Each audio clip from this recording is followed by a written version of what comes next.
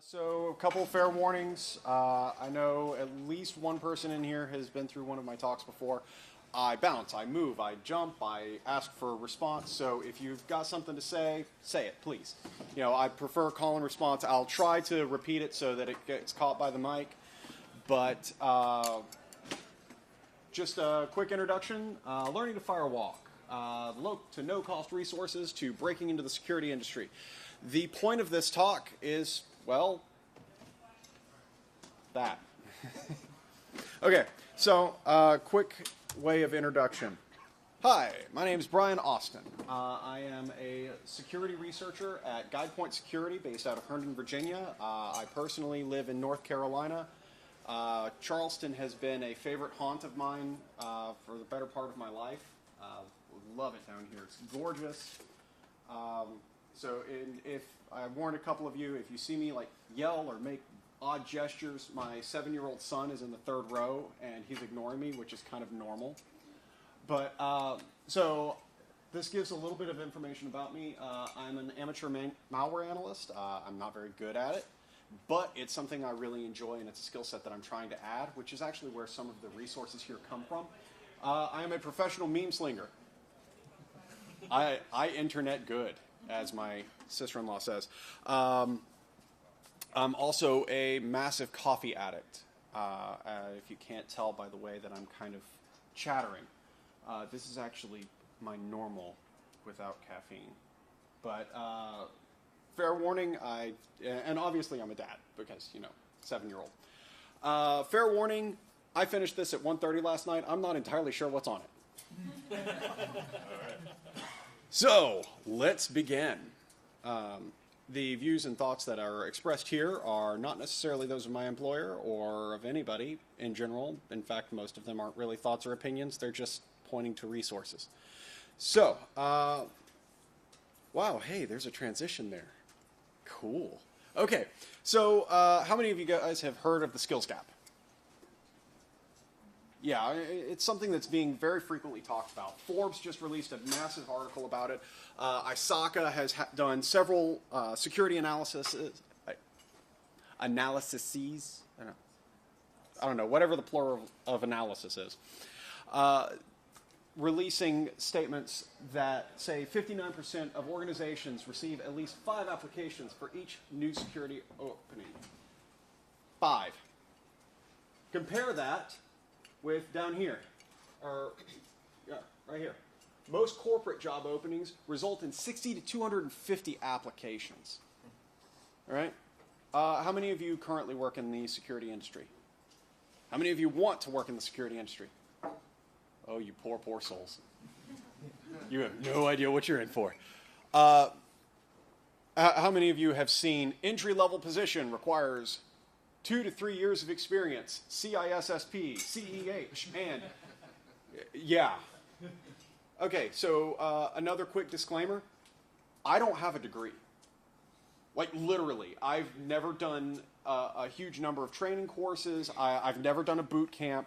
Everything I know, I learned because I just played with computers growing up. And I studied the certifications myself. You know, sometimes on books that were obtained through means that were, let's say, less than ethical. But the point is, there's now a wealth of free resources and low-cost resources for people that are like me, that don't have the education, that don't have the degree, to get into the industry. So this is not going to necessarily be how to bridge the gap from a corporate perspective, right? Because the truth is, there's a lot of you that are like me, that, you know, you don't know what you're doing, you're just playing, you're enjoying yourself. This is for you to gain the skills, because the truth is, unless the resume has to go through HR, a lot of companies are now moving away from the model that you have to have a 4-year degree. They're now looking, do you have the skills necessary to perform the job? So, that's what this is about. The cost of a degree, just as kind of an instant, I have 3 kids. Anybody parents? Yeah. So you know, you're broke. It doesn't matter what you're making, you're broke. Yesterday, just as a for instance, my son over there, ate an entire large pizza by himself for lunch, and then we made dinner, and he had 3 helpings, and then a handful of cookies, and then another helping, and I'm like, good night, where did he put it? The kid's got better ab definition than I do. It's terrible. But this is the cost differential that you're starting to look at. The average cost of a 4-year degree in 1984 was $5,000, right? In 2015, it was $25,000.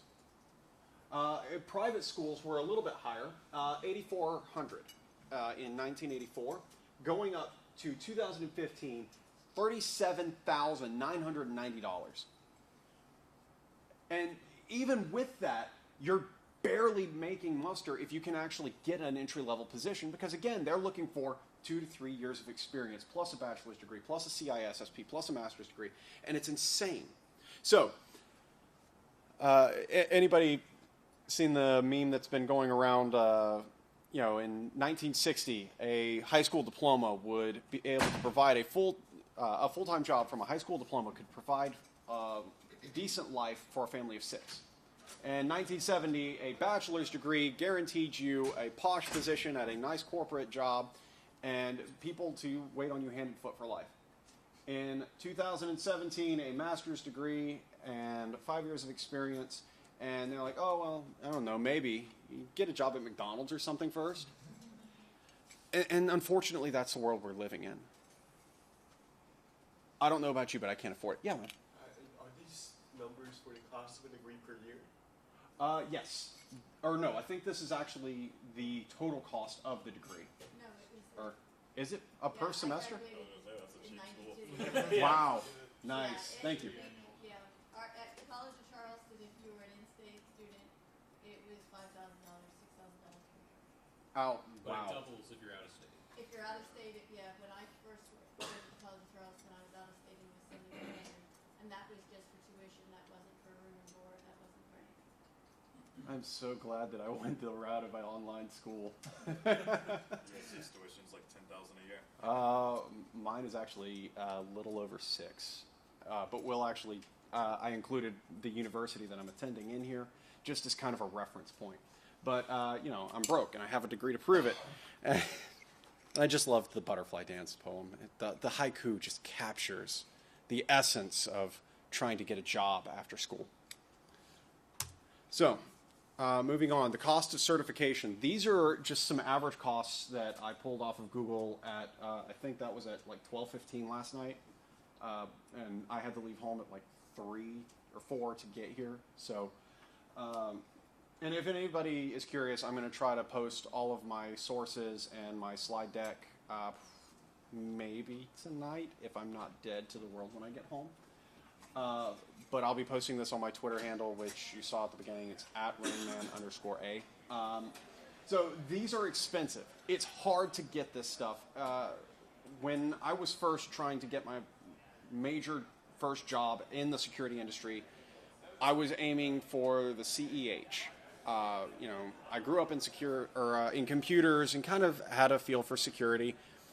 And I knew that the Certified Ethical Hacker was kind of like a certification as far as industry reputation, but I also knew that a lot of job postings I was looking at required it.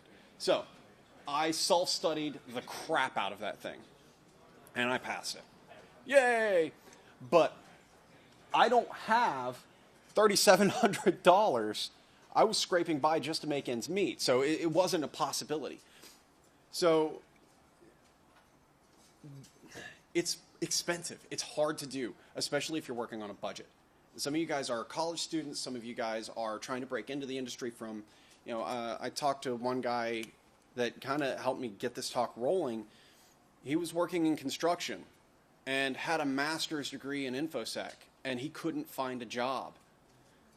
I've got another friend who, tangentially related, has a master's degree in architecture from Savannah College of Art and Design, which is one of the most prestigious arts institutes in the country. Also prestigiously expensive. Incredibly. And you know what he was masterfully doing? masterfully working at the Ingles Deli, you know, which is just a local supermarket where we're from. That's the only job he could get. So, we're going to walk through some different options. I meant to put up a slide that said, hey, these are the free resources, but apparently I failed to do so. Let's start off with probably one of my favorites, cyberarea.it. And just a quick caveat. These are by no means a comprehensive list of the resources available. These are just the ones that I have personally used and have found very effective, very useful, and very wonderful to play with. Right? There's 1,000 other ones. And the trick is not necessarily any special juju. It's learning how to Google dork. Learning how to arrange a search. For that, I highly recommend going to Google and saying, what is Google dorking? Okay, so cyberarea.it is a phenomenal program because what it does is it actually has a series of free videos, training courses that you can go through. It embeds some quizzes and some feedback. You've got forums. You've got a lot of different ways to interact with other people. It is entirely online, and it is entirely free. I'm not entirely sure what all of their revenue model is, but it's a pretty neat thing. You can go in there and you can do anything from your A+ basic hardware and software certification all the way up to the CISSP. CyberArea is not focused on any particular avenue of computer systems. If it has to do with a computer, programming, DevOps, IT, security, infrastructure, they've got something on it. So check them out. By all means, it's, again, something I use frequently. The goal that they went out with, he posted it in their About Us page. We believe everyone deserves an opportunity and that opportunities should not be limited to people who win the birth lottery. Right? I grew up in Appalachia. Anybody know anything about the Eastern Mountains? Yeah. And the coal industry. The coal industry, yes, but that's further north. That's up in the Virginia, West Virginia area. I'm in the North Carolina Appalachians, which what our industry is dependent on is moonshine. Yeah. Chickens. And chickens. Yes, we have unholy numbers of chicken farms. For a long time, it was paper manufacturing. Recently, it's become more of like a craft beer industry, but all of the plants shut down about 15, 20 years ago, right as I was graduating high school, and there's nothing. There's no industry there. Yeah, and I was actually 35 miles outside of Asheville, which is almost an hour and a half drive. Yeah, awesome. So I was stuck in an area that we barely had dial-up. But, you know, we had some extra computer parts. My dad ran a small computer shop in our town. So I got to play. You know, our version of Daddy, Son Time was not driving 4 hours to Charleston. It was, hey, let's go set up a LAN party. And that's how I learned. But I was very lucky in that, whereas a lot of people aren't. So this is an opportunity for you. Moving out, Microsoft has actually started moving in this space. This is probably one of the better ones. So CyberArea is phenomenal. Some of the guys that present are a little bit dry, but they're really good. They're very, very knowledgeable. This is the Microsoft Virtual Academy. This is spectacular. I mean, this is not necessarily going to be pushing you into a Microsoft certification, but this is going to push you into a level of expertise. And these are the 4 main areas that they push you through. Developers, IT pros, data pros, and students. So it gets you, get your feet wet into a much deeper understanding of Microsoft, their operating systems, their programs, and other things. They got this wonderful curated learning path set up. So what you do is you go in and you tell them, this is what my career goal is. And it will actually help you map a series of courses that will get you from where you are to where you want to be, which is something I really love. Not to mention the fact that it is Microsoft, so you know the information is up to date. Presuming that they finally did end-of-life XP. SecurityTube. Many of you guys have used SecurityTube over the years. It is run by Vivek. I'm not even going to try his last name. My poor country tongue just doesn't do that. He covers a broad sweep of topics, and it's a very YouTube style, so it's less curated, but you can go through the mega primers, which actually will focus you on a particular series to get you into a particular area, right? It's very useful, very interesting. Sometimes it's a little bit hard to understand. The audio quality on a few of the videos is not great, but again, spectacular. The video tutorials are top shelf, and Vivek does an amazing job. Packet Pub. Packet Publishing, once a day, releases their daily offering, which is a free book. Some of these are usable, some of them are not. For me, like Flux architecture, I can't code my way out of a wet paper bag, and I don't need to, thank God. So I'm not super interested in that. However, Python for kids, what else up here? Android UI, practical digital forensics. I'm a threat hunter, and I deal in explicitly blue team and purple team activities. So I take things apart, I figure out how they work, and then I look for them in client environments. For those of you that did not know, GuidePoint Security is a managed security service provider. So what my job is I work with around 40 clients, and I actively hunt in their environment for attackers, for malware, for misconfigurations. And for me, I love it. It's really interesting. But it does refresh every day at 6 p.m. Eastern Standard. So if you miss it, you miss it. Check it. It's free. You just have to sign up for an account and log it. So it's a pretty useful place. And I try to hit it every day unless I'm traveling. The only catch is it's a random book. There's at least no sequence that I've found. SANS.org's reading room. How many of you have heard of SANS? SANS, the most trusted name in information security testing, training, and research. I don't know what their byline is. But the SANS reading room is free. It is a series of white papers that are actively being released going back to the beginning of SANS. So you're looking at cutting-edge research from people who are... Oh, sorry. Okay. You're looking at cutting-edge research from people who are actively going through the SANS courseware, right? So this is literally the bleeding edge of research and detection and red teaming.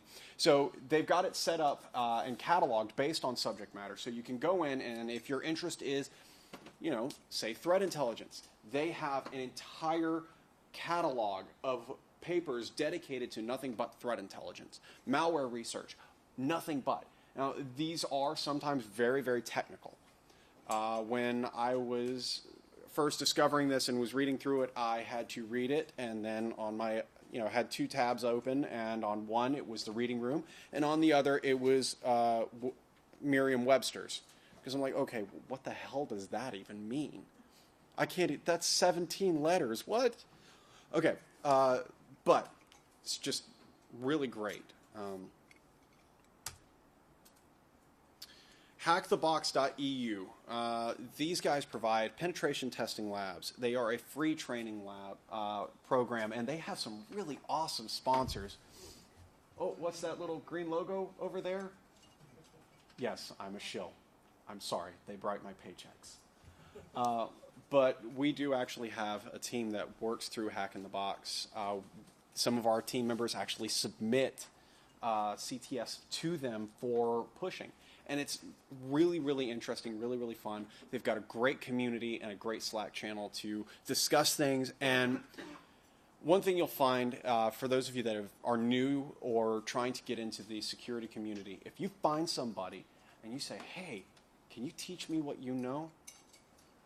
I have not met many who are like, shove-off noob. Most of them are like, oh, dude, guess what? I will totally show you how this is, but I will not only show you that, I will show you the entire framework of how I got there. and it builds that foundation. This is a community of volunteers. This is a community of people who are committed to helping one another. So, welcome to the family, by the way. Additional options. This is a map of hacker meetups, right? I will post the exact website. I had to post Tampa Hackerspace because one of the founding members is a friend of mine. But hackerspaces, makerspaces, B-Sides conferences like this one, hacking meetups, you can get a ton of value from just going and hanging out with people like you're doing right here and right now. You will get to know individuals that you would not ever interact with, right? Twitter is a wonderful, wonderful tool, but until you actually meet someone and interact with them, it kind of is a different dynamic. So, highly, highly recommend, if you have a chance to get to one of these things and meet space, do it. If you can't, build one yourself. Most of the stuff is low cost. I've got a workshop in my garage. Again, I have 3 kids, which means no money, no time, no patience, no hair. So, and 2 of them are daughters, so ulcer 1 and ulcer 2. So I don't have time to get out to makerspaces, but what I can do is go onto Amazon and order a couple of Raspberry Pis, some Arduinos, and experiment and work on my own time. And I work well self-guided, mainly because I don't follow conventional pathways. I'm very ADHD, so I go here and then I follow the rabbit trail and then I end up a tree and it gets really weird. But it works for me. Additionally, VulnHub. If you are running a virtualization system, VulnHub is your best friend, right? Whether you are trying to get into network defense or red teaming, VulnHub is spectacular because what it presents to you is vulnerable virtual machines. Not only that, but it creates CTF-based trying to think of how to phrase it. It's a CTF style for vulnerability research, for blue teaming, but also for red teaming. So you can go in and you can actually look at this, disassemble what they've done, not only test it out yourself, but you can also try to secure that and then attack it again, which is one of my favorite things to do because I'm boring and sad. And they didn't have a really cool logo, so sorry, no pictures. This one was actually suggested to me by the Bull 369, who, I don't know if he's here, but I pitched this to a group of friends. If you can find some Slack channels, there's several spectacular ones. I didn't put it in here, but the open_OSINT Slack channel is really, really good. If you go in there, make sure that you don't present like a bot. Otherwise, we're all going to look at you kind of sideways. If you see a cup of coffee and the name Rainman or Rainman A on a Slack channel, there's a fair chance that that's me. My DMs on Twitter are always open, so if you've got questions, let me know. Also, the Cyber Aces course. So just like Microsoft, SANS decided that they were going to start making security a little bit more accessible. As we saw, the SANS courses are obscenely expensive, but they're amazing. They are absolutely spectacular. So what they have done is they have selected certain courses from their curriculum and have open sourced it and or public domained it. And you've got 3 modules that you can work with, but it's geared towards blue teaming. This is an awesome resource. This is something that I really, really love, and obviously I like free stuff because I'm broke, and I know some of you are the same. So, Malware Unicorn. Amanda Russo works at Ingame as a senior malware analyst. I think that's her official title. I don't know. But Amanda is absolutely amazing. If you've read any of her work or seen any of her interviews, she's probably one of the most brilliant malware researchers I've ever talked to. and she has decided that she would put out a reverse engineering malware 101 and 102 course. These courses actually walk you through live reverse engineering of actual malware samples. I'm sorry, but that's cool to me. You can find that at securedorg.github.io. She also has all of her slides, white papers, all of the research that she has done. And just as a quick caveat, if you see her on Twitter, send her a hey and a, we appreciate you message, because her group actually her company has allowed her to open up and take on interns. So she is live teaching people how to do this in a real environment as a job. I mean, and malware research is not something that's easy to get into. It's a very small field. But Iron Geek, Adrian. So Adrian is the Iron Geek. If you've ever been on his website, he presents conference presentations. He has white papers. He has video tutorials. Adrian has done a ton of things. Adrian is also, I think he likes this as his handle, the infosec's biggest shitlord. Adrian is a notorious troll. It's depending on what you think of it, will depend on how you interact with him, but the resources that he posts up are spectacular. He has been doing the con circuit for better than, I think, 10 years. He's currently at Trusted Sec doing research for them. But he runs the con circuit, videotapes it, much like Evan is doing, and posts it for free. So, you can't beat the resources. That's where a lot of people have gotten their start. So, we have reached the end of the free portion. If anyone would like to get off this crazy train now, you're more than welcome to. Because we're about to go into low, low prices. Oh, my hair's not slicked back enough for that, sorry. So, some of the resources, there's an old saying, you get what you pay for, right? So, if you get something for free, you might feel a little bit unsure of it. And some companies are going to be like, well, what did you give for this? They're going to be curious about, a little more about the investment. These are, again, a curation of really good things, really good low-cost sets. The Humble Bundle. Humble Bundle, once a month, releases a series of books that are related to the IT industry or the information security industry. I think the one going on now is Startups. It's like the complete guide to startups. A couple weeks ago, they had one that was Introduction to Getting a Job in IT and Security. So for $15, you get like 20 books of the entire gamut.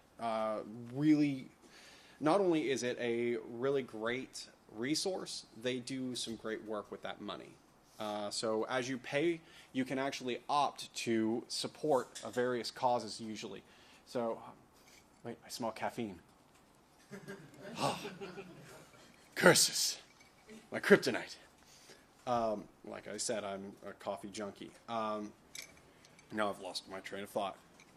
Anyway, Humble Bundle has a wide variety. Sometimes it's really, really useful. Sometimes not so much. But they also have like gaming, software, a variety of different things that you can pick up from. There's one other that's very related, and I'm trying to remember it because I forgot to put it in, that I've used before. And it's escaping me, but I will put it in the bibliography when I post this slideshow. This is my university. This is where I'm going to school. They may not be available in all states, but it is entirely online. This is Western Governors University. Currently, the average cost is about $3,200 per semester. There's not any books that I've interacted with going through the IT security program. And there are several certifications that are actually built into the degree program. So you're not just learning course credit. It is, for those of you that are curious, fully accredited through whatever it is that I know Sax, but I don't know the West Coast version. I don't know. I've got people raising their hand. If a high school student, if the student is still in high school, can they still take courses through the program, or do they have to go through an application process? You still have to go through an application process. There's a couple of unique things about WGU that I'll cover in just a second, but I think sometimes they require a little bit of experience in the field. You'd have to check with the state admission requirements. In North Carolina, I know, with no degree, they took me on, but, I've been playing with computers since I was, that tall. Check with them, wgu.edu, and there's usually one of the little chat admissions counselor. You can chat with them and figure out what's going on. But it's at least worth looking into. Yeah.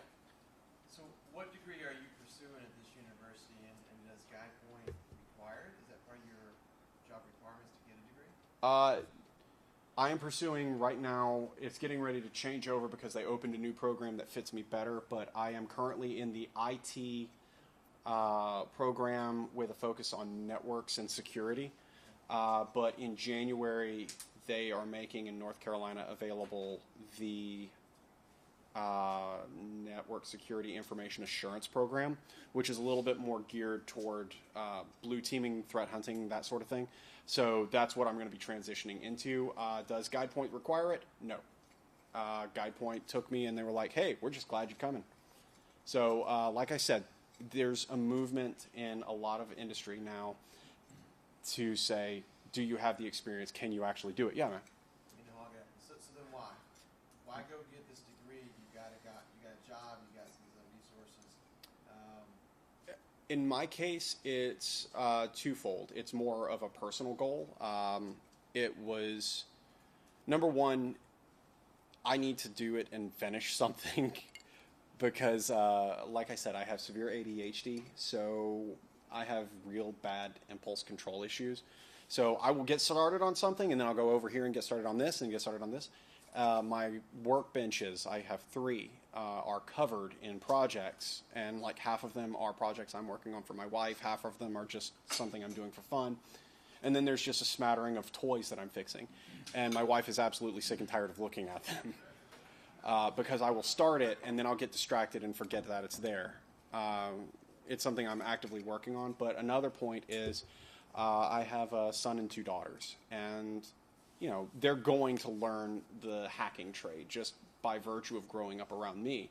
But they may not want to be information security professionals. I want to show them that no matter what circumstances happen in your life, it is entirely possible for you to do anything that you want to. Anything you put your mind to is completely within your grasp, especially my daughters, because, we see it all the time that there's a lot of issues with diversity going on.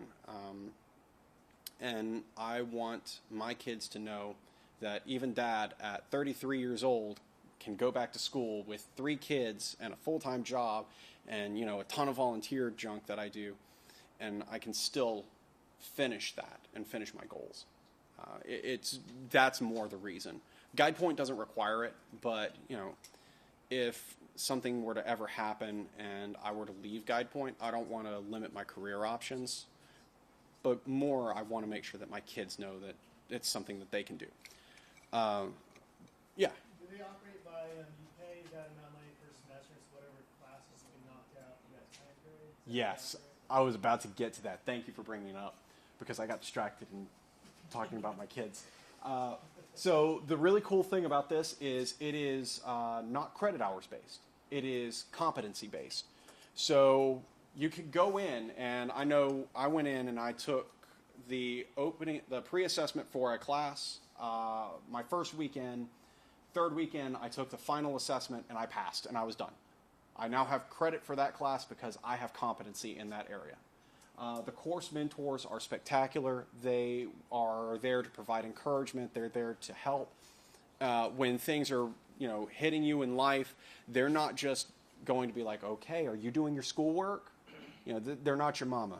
But what they are is an encouragement and a resource point Mine checks in with me every week.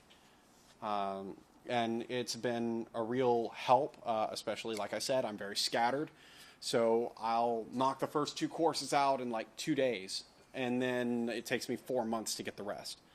Their semesters are broken up into 6-month courses, but because they are fully accredited, it does also mean that you are eligible for FAFSA, student loans, the whole shebang. So wonderful thing, at least in my opinion. I'm sure there are other programs out there. This is just the one that I know of. And like I said, this is not a comprehensive list. This is to encourage you to go out and find stuff. You know, this is a starting point for you. O'Reilly, Safari Books Online. It's a little bit pricey, but oh my gosh, the stuff you get. So they are doing an individual free trial. I think it's like 30 days. And you can go through and you can read any book in their entire library. But, oh. I was going to say, if you watch out, I caught a deal for $200 a year for it. Dude. You can't beat that. It's so cheap. So I'm going to like give you my number. If you see that, you know. Yeah, we have an arrangement. I found the same thing about the Milk one. I've been using it for like 10 years, and then when they rolled over the new platform, they converted one to that same sort of pricing. Awesome. When Yeah. I was with Oracle, they give it for free, and I know some companies now, Mhm. if you just go and ask, they might be willing to Yeah. cover the cost. So. Yeah, and working at GuidePoint, I expressed interest in a training program, and they were like, oh, we have a partnership with them. So if you are employed, check with your boss and say, hey, I'm interested in this. Because there's a fair chance that there's a resource there that you just don't know about. And if you don't know about it, there's a really good chance somebody else doesn't. So write it down.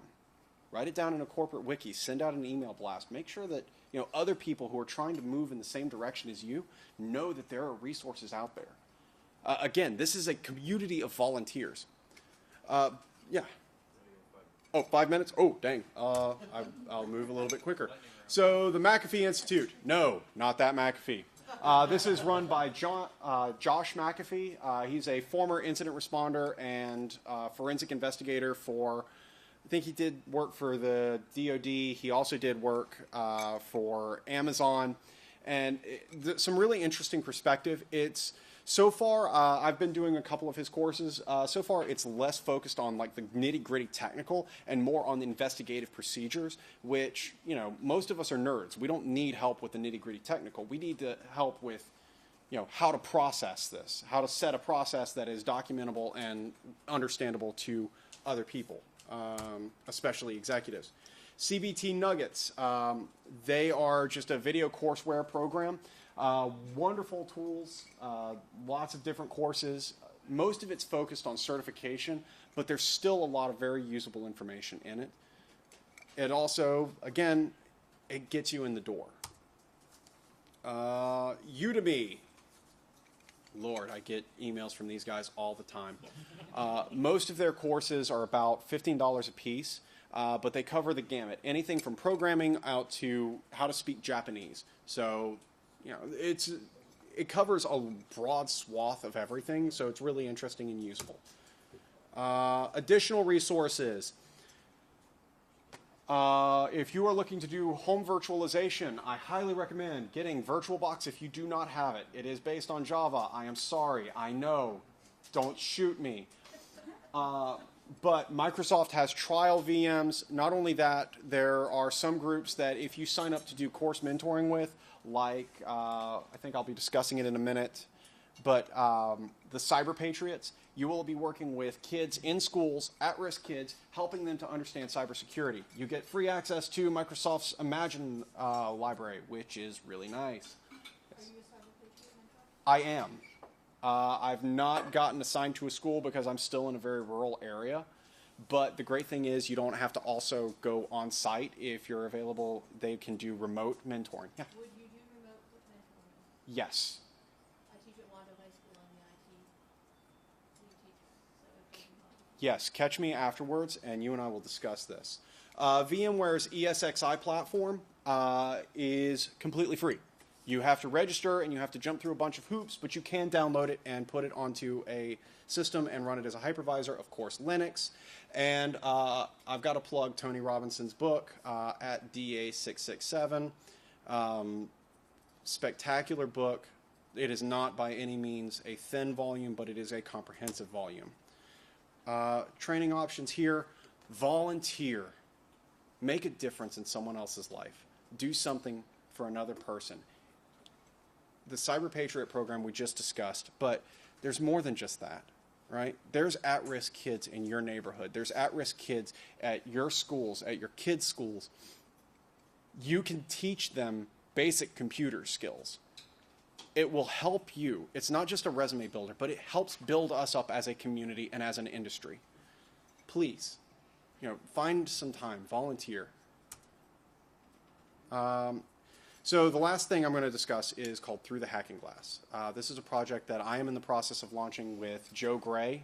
Joe is the one doing the OSINT course here. So this is the official launching party that I'm doing at 95 miles an hour, so I'm really sorry. We will be discussing more information, but what this is going to be geared toward is free mentorship, free training. We're going to be using a lot of these resources. The goal is to get people who want to either expand their skills or who want to get into the industry to come in and work with somebody who's already there. And we're hoping that they'll recycle back. And we haven't worked out all of the kinks with it, but we're recycling everybody back in to mentor others. What you do is you'll go in, you'll choose a course path, and they will assign you resources, assigned reading, and then you'll get access to the labs. You'll get to actually do what you've been reading about. You'll write a report. The mentor will look over the report. They'll submit the report to the community, and you'll get feedback. Our hope is that this makes everyone better as an industry, and this will be free. There may be features added later, but the core point is to build up the industry and to build up the community. The conclusion, this community is built on the backs of volunteers. This community is you.